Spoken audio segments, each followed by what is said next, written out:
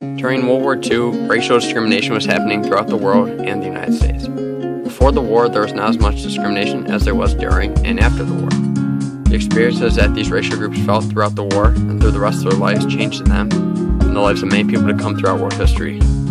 Some of the racial groups that felt these experiences during World War II were Jews, Asian Americans, African Americans, and Japanese Americans. Many immigrants that left Europe and the other continents on the Eastern Hemisphere came to the United States during this time period.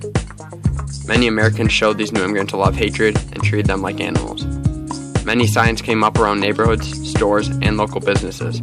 Signs such as Christians only, Jews not, no dogs, Negroes, Mexicans, and we serve whites only, no Spanish or Mexicans.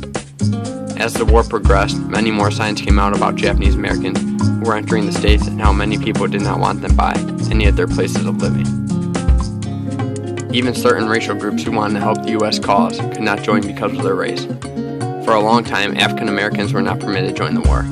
It was only in the late stages of the war that they were allowed to join and fight. In local newspapers, it would state that these racial groups could not join, such as African Americans and Jews. All of this discrimination led to riots on both sides and caused massive conflicts in the United States and around the world. The reason that many African Americans could not join the war was because many people thought they would perform at lower levels. This assumption was instilled by the white officers. African Americans had to endure these hardships throughout the war, and they had to think of what they believed and not do it, because they had to follow what whites believed they should do. Another way that African Americans were discriminated against throughout the war was how many missions they had to perform to get out of service. Usually 50 missions would ensure retirement for any Army soldier, but black soldiers had to do up to 125 missions. This caused a much higher probability for them to get injured during battle than of those who needed only 50 missions. A lot of generals during the war did not want the mixing of races in infantries. General Frank Hunter said, "For I will not tolerate any mixing of the races, and anyone who protests will be classified as an agitator." Since white soldiers fought primarily on the ground, this meant that most African American soldiers had to fight in the air for air combat. They rarely participated in bomber escorts and ground support. A lot of stories come up about these accusations pointed towards white generals and officers. Some people say these stories are exaggerated and not true. The point is that even if some of these stories are exaggerated, there are still many primary accounts where white officers and generals were extremely cruel to African American soldiers who wanted to join the Army and help the cause. Two other groups that were targeted with racial discrimination during World War II was Asian and Japanese Americans who immigrated to the United States. Some of the biggest laws passed during this time period were the Chinese Exclusion Acts. The process can be divided into three stages of the repeal of the anti-Asian immigration laws. The first stage is the wartime era, in which the Chinese exclusion laws were abolished. The second stage is the period immediately after World War II, when immigrants from India and the Philippines became eligible for both citizenship and immigration. The last stage is the early Cold War era, in which the Walker-McCarran Act was enacted, giving rights to Japanese and Korean immigrants. Japanese Americans were segregated just like African Americans. Most Japanese Americans thought that this whole system was profoundly ridiculous. They were thought of as a third race who whites didn't want to have rights. Japanese were even told to act white, which they didn't abide by. Officials and everyday people feared that the problematic third race would undermine white supremacy. When Asian Americans were being discriminated against, many people stepped in to try and preserve their rights. The American Civil Liberties Union was one of the main groups who helped with this effort. Japanese Americans were also moved about 300 miles inland from the West Coast. After this move, Japanese Americans were evacuated from the country. This evacuation was called a military necessity, which needed to be done. This evacuation led to many Japanese Americans moving to detention camps or relocation camps. These camps were like the ones Hitler used to imprison millions of Jews in Europe. These camps did not kill and were not as awful as the ones in Europe. As more and more Japanese Americans came to the States, the dumping ground for most of them was Arkansas. When they arrived in states such as Arkansas, many wanted to attend schools. When certain administrators of some schools learned that they were on the list for Japanese Americans to go to their schools, they were furious and said that they would not allow any Japanese to attend their schools. Another dilemma was that there were a lot of teachers who did not want to teach these Japanese Americans, which also hurt their chances. Because of all these conflicts, Japanese Americans could not join the Army for 2 years. Local white people had a fuss over this and declared that Japanese people should not be able to enlist in the American Army. Whites feared that black people and Japanese people would unite and fight against the white population. Whites wanted to stay the superior race during this time period, so they did what was necessary, even though it meant racial discrimination, to keep it that way. The economic and political problems that the U.S. was having during this time period also made racial discrimination increase.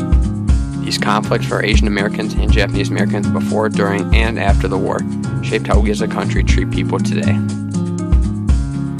Many primary sources made news spread, which caused racial discrimination to increase during the war.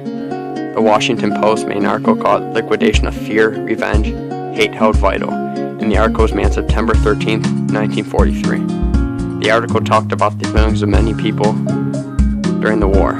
These feelings came from racial discrimination and tension from other countries.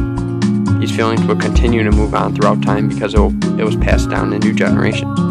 A quote from the article: "Victory, however, with revenge must have no place in the making over of the world." This states that these discriminations against certain races made the world a whole different place. The Pittsburgh Courier also put out an article called "Japanese Americans, Fate Tied Up with That of Other Minorities," and this was made January 1st, 1944. Problems with Japanese Americans will change mattering on how other races are treated throughout this whole country. So if African Americans are treated poorly, then Japanese Americans and other races will get discriminated against, especially on the West Coast, where these problems are rising more and more because the West Coast was a major immigration area for Japanese Americans. There were even associations with Jim Crow laws equaling Jap Crow laws because blacks and Japanese were treated the same. As these newspapers came out with information trying to help these racial groups, there were also newspapers who posted things that hurt these racial groups. Propaganda was a big thing that was put in many newspapers around the world during World War II. Many signs like this one would say, "This man is your friend, and that he fights for your safety and well-being." When you saw these signs during World War II, all of them had white men on them. They never had African or Japanese Americans who were fighting in the war and doing the same amount or even more work than white men. Many signs also had many Japanese men that would say, "Take day off," or something along those lines. By putting these signs up when Japanese were living in America, it made it feel that all Japanese people were like this, which they weren't. When people saw these signs, they became even more frustrated with Japanese Americans, and as said earlier, many were put into relocation camps. A little bit after these events, many people started making signs and putting them around their stores, neighborhoods, and businesses. Signs saying, "We don't want Japs back here ever," "Down with the Japs, the rats," and "Japs keep moving. This is a white man's neighborhood." We're very discriminant against these Japanese Americans. In Europe, propaganda was also a huge part. Many Germans held signs saying "Kaut nicht bei Juden," "Kaut in," which meant "Germans defend yourselves, do not buy from Jews." This caused many people around Germany to not buy from Jews, which caused them to lose businesses and their economic stability. This caused mass confusion in the United States and Europe, which made these countries lose focus on the real goal, which was to win the war. Luckily, after World War II, propaganda like this stopped being produced in such high quantities. This made racial discrimination decrease among all the races substantially and made the country and the world a better place in general. Towards the end of the war, when times were tough in the United States, people finally allowed African Americans to join the Army and participate in most every position. African Americans knew that this was important to join because it would make them get more rights later in their lives or for generations to come. Many black soldiers were still discriminated against by many people. People also named World War II a white man's war. Even though many people questioned if African Americans could fight well in war, they proved that they could fight well and even better than most white combatant soldiers. One example of this was the story of the Tuskegee Airmen, an almost all-black air combat unit. This unit was able to bomb the German destroyer, which made it much easier for the Allies to attack and defeat Germany. The Tuskegee Airmen were the only soldiers in the whole entire war that were able to take down that German destroyer. It is sad that these airmen still felt discrimination within and outside of battle. An example of this was many African Americans lost their jobs during the war. This shows a local man who was showing a sign that says, "If Negro men can carry guns for Uncle Sam, surely they can drive milk wagons for Bowman Dairy." This, along with many other examples of black men and women who were denied jobs during the war just because of the color of their skin. This story is a truly good one of how African Americans changed the shape of the world forever. All in all, racial discrimination during World War II was a big deal, and that's why we learn about it in schools throughout the world today. Without these people being able to endure these hard times and tough discrimination, the world as we know it would not be the same today. These people are the real heroes, the ones that can stand up for themselves and protest against discrimination thrown at them.